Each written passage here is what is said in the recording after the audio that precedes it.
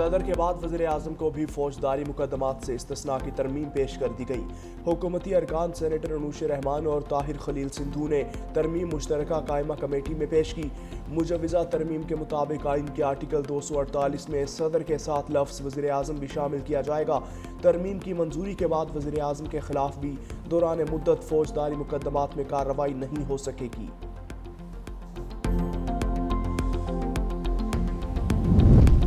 وفاقی کابینہ کی منظوری کے بعد 27ویں آئینی ترمیم کا مسودہ سینٹ میں پیش۔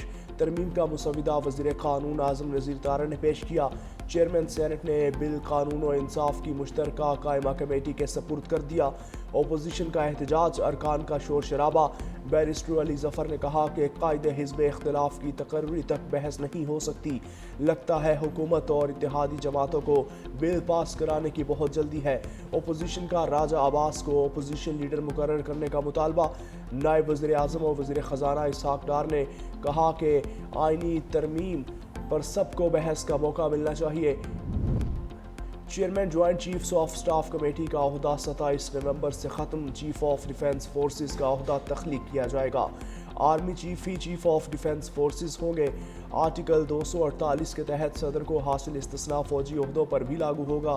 وزیر قانون اعظم نذیر طارڑ نے آرٹیکل 243 میں ممکنہ ترمیم کی وضاحت کر دی۔ کہا field marshal of air force کا عہدہ تا حیات رہے گا۔ تا حیات وردی اور مراد حاصل ہوگی۔ آذربائیجان کے یوم فتح کی تقریب۔ آذربائیجان کے صدر الہام علیوف کی خصوصی دعوت پر وزیر اعظم شہباز شریف کی یوم فتح تقریب میں شرکت۔ ترک صدر رجب طیب اردوان بھی شریک ہوئے۔ پاکستان کے خصوصی دستے بھی یوم فتح کی تقریب کا حصہ تھے۔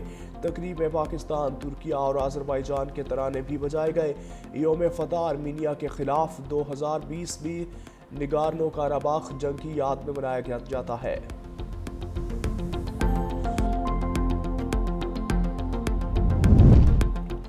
سندھ کے سینئر وزیر شرجیل انعام میمن کی جانب سے پیپلز پارٹی کی سینٹرل ایگزیکٹو کمیٹی کے ممبران کے اعزاز میں ظہرانہ۔ پارٹی کے تنظیمی امور، ملک کی سیاسی صورتحال اور آئندہ کی حکمت عملی پر تفصیلی تبادلہ خیال کیا گیا۔ شرجیل انعام میمن نے شرکاء کو سندھ میں جاری ترقیاتی منصوبوں سے آگاہ کیا۔ کہا موجودہ سیاسی چیلنجز کے باوجود پیپلز پارٹی وفاق کی علامت کے طور پر اپنا فعال اور تعمیری کردار ادا کرتی رہے گی۔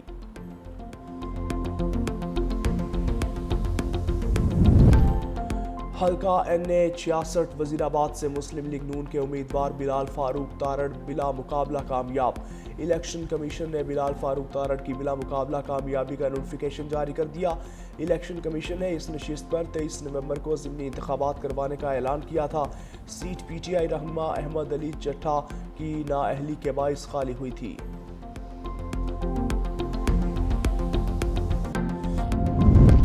ایئر کرافٹ انجینئرز کی ہڑتال کا 5واں روز۔ قومی ایئر لائن کی 5 پروازیں منسوخ۔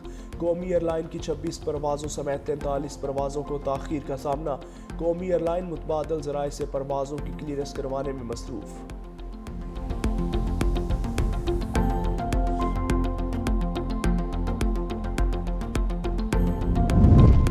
بجلی 48 پیسے فی یونٹ سستی، نوٹیفیکیشن جاری۔ نیپرا کے نوٹیفیکیشن کے مطابق بجلی ستمبر کی فیول پرائس ایڈجسٹمنٹ کی مد میں سستی کی گئی۔ صارفین کو ریلیف نومبر کے بجلی کے بلوں میں منتقل کیا جائے گا۔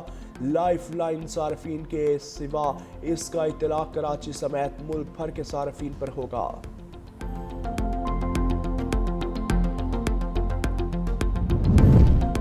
چینی کی درآمد گوادر پورٹ کے ذریعے کرنے پر غور۔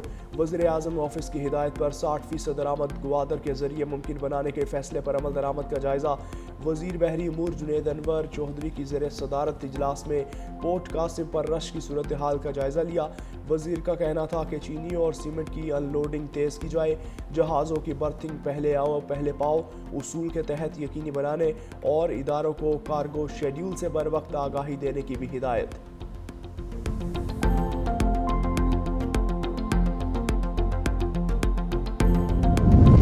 لاہور میں فضائی آلودگی میں ایک بار پھر اضافہ۔ دنیا کے آلودہ ترین شہروں کی فہرست میں لاہور کا دوسرا نمبر۔ AQI 336 record. ماہرین کی شہریوں کو ماسک استعمال کرنے کی ہدایت۔ سردی کی شدت میں بھی اضافہ، کئی علاقوں میں دھند پڑنے کا سلسلہ بھی شروع ہو گیا۔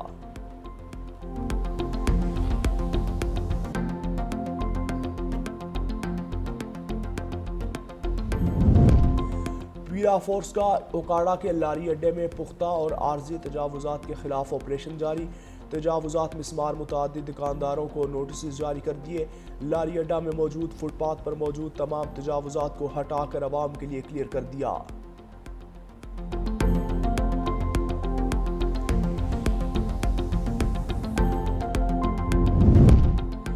ون ڈے سیریز کی ٹرافی کون اٹھائے گا؟ فیصل آباد سٹیڈیم میں پاکستان اور جنوبی افریقہ کی ٹیمز آمنے سامنے، جنوبی افریقہ کی ٹاس جیت کر پہلے بیٹنگ جاری، پہلے میچ میں گرین شرٹس، دوسرے میں پیروٹیز نے کامیابی سمیٹی تھی۔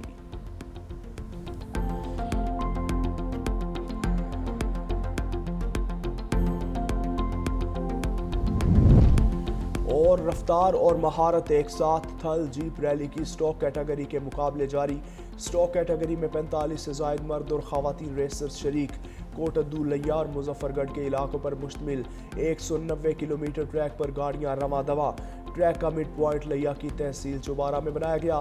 کل پری پیڈ کیٹیگری کے مقابلوں کا انعقاد ہوگا۔ پاکستان کے بہادر سپوتوں کے بارے میں بیان ناقابل برداشت ہے، وزیر اعلیٰ سہیل آفریدی نے احسان فراموشی کی حدیں پار کی ہیں۔ وزیر داخلہ محسن نقوی نے کہا کہ وزیر اعلیٰ خیبر پختونخوا کو قوم سے معافی مانگنی چاہیے۔ گورنر فیصل کریم کنڈی نے کہا کہ وزیر اعلیٰ کے پی قومی یکجہتی کے خلاف بیان نہ دے۔ سہیل آفریدی سیاست میں سیکیورٹی اداروں کو کمزور نہ کریں۔ چیئرمین پاکستان علماء کونسل طاہر محمود اشرفی کی وزیر اعلیٰ خیبر پختونخوا کے بیان کی شدید الفاظ میں مذمت، کہا پاکستان کا تشخص خراب کرنے کی کوشش کی گئی ہے۔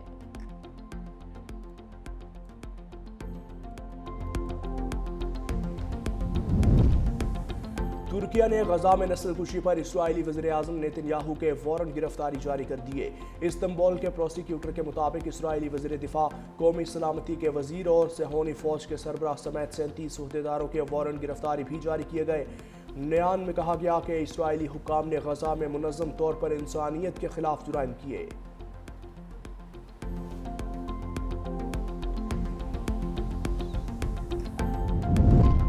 حماس نے ایک اور یرغمالی کی لاش اسرائیل کے حوالے کر دی۔ اسرائیلی فوج نے ریڈ کراس سے لاش وصول کرنے کی تصدیق کر دی۔ اسرائیلی میڈیا کے مطابق لاش کو شناخت کے لیے فورینسک انسٹیٹیوٹ منتقل کر دیا گیا۔ لاش کی شناخت ہونے کے بعد گھر والوں سے رابطہ کیا جائے گا۔ دوسری جانب صہیونی فوج کی جانب سے جنگ بندی معاہدے کی مسلسل خلاف ورزیاں جاری ہیں۔ قابض فوج نے شجاعیہ میں ڈرون حملہ کر کے بچے کو شدید زخمی کر دیا۔ دوسری جانب اسرائیلی آرمی چیف کا فوج کو غزہ میں تمام سرنگیں تباہ کرنے کا حکم۔ خواتین کو با اختیار بنانا صرف انصاف کا تقاضا نہیں بلکہ پائیدار ترقی کے دروازے کھولنے کی کنجی ہے۔ آصفہ بھٹو کی شہزادی سبیکہ ابراہیم الخلیفہ عالمی ایوارڈ کی تقریب میں شرکت، کہا یہ ایوارڈ خواتین کی شمولیت، انصاف اور مواقع کی نمائندگی کرتا ہے۔ مملکت بحرین کی بصیرت افروز قیادت اور اس بامعنی اقدام کو خراج تحسین پیش کرتی ہوں۔ پاکستان میں خواتین کی با اختیاری غیر معمولی خواتین کے وژن اور جرأت کی عکاس ہے۔